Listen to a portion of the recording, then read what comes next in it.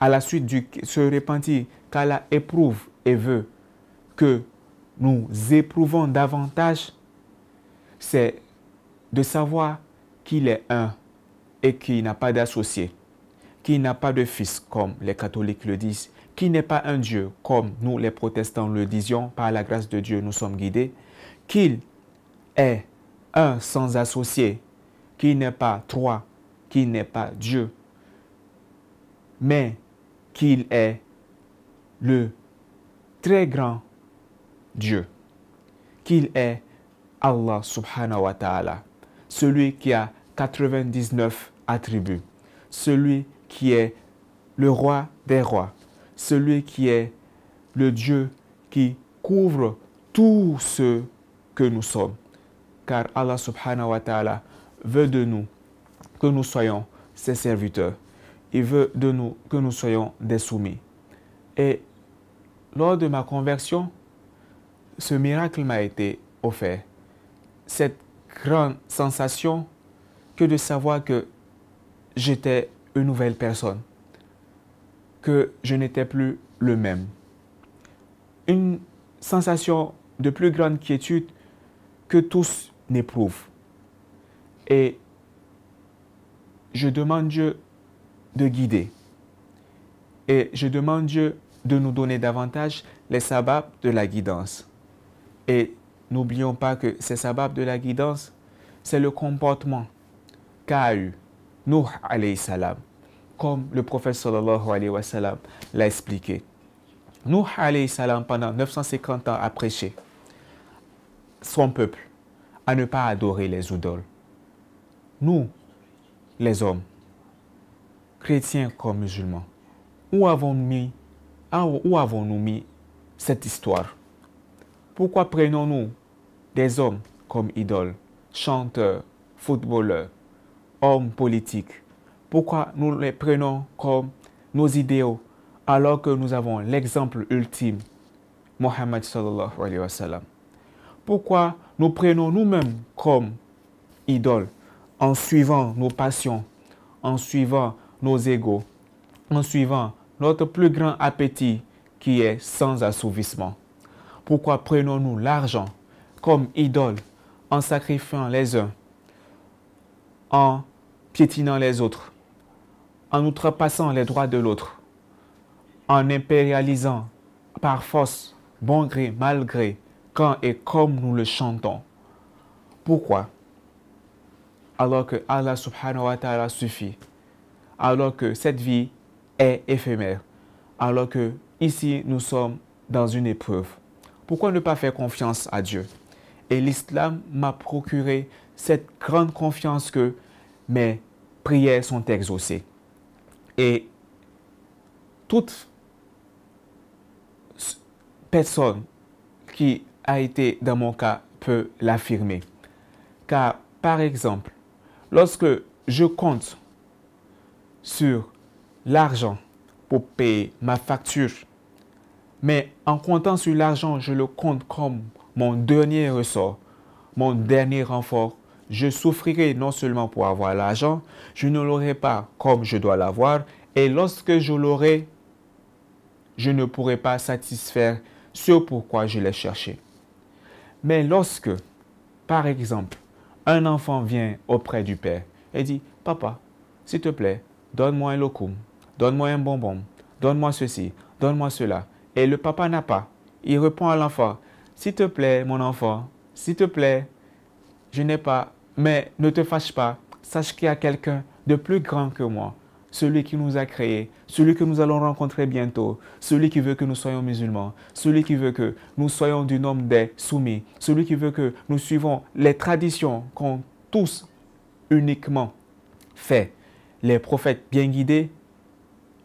Va chez lui, soulève ta main, demande-lui, tu auras. » C'est par cette action que la famille et la structure sera préservée. Et lorsqu'une famille est bien guidée, alors toute la famille est guidée. Et particulièrement lorsque la femme d'une maison est bien guidée, tous les enfants seront bien guidés. Et c'est mon cas. Ma mère a été bien guidée et tous ses enfants ont été bien guidés. et sans contrainte. Une femme a été bien guidée par le biais de son papa et elle à son tour a été le moyen, le biais par lequel ma mère a été guidée et j'ai été aussi guidé. Alors, nous devons être du nombre de ceux qui ont la conscience de la responsabilité que pèse sur la communauté actuelle. Pourquoi appelons-nous seulement les uns à acheter nos articles dans nos commerces?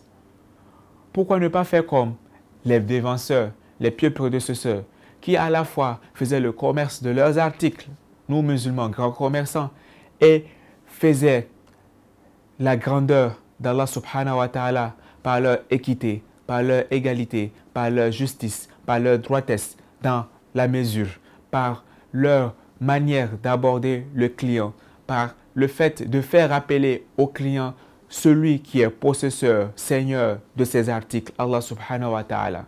Pourquoi ne pas faire pareil? C'est dans ça que Dieu nous guide. Car certes, si j'appelle au mal, je serai moi-même mauvais avant les autres. Si j'appelle au mauvais, je serai moi-même davantage mauvais avant les autres.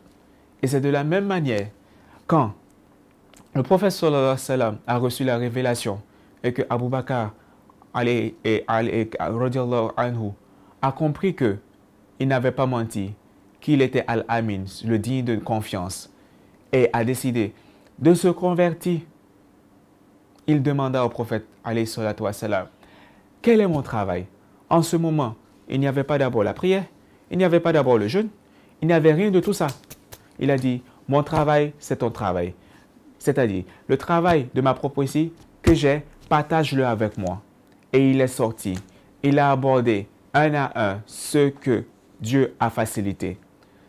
Il a abordé certaines personnes, ils ont refusé et Dieu les a agarrés. Il a abordé d'autres personnes, ils ont accepté, ils ont compris, ils ont voulu comprendre et Dieu les a guidés. L'affaire de Dieu est étonnante.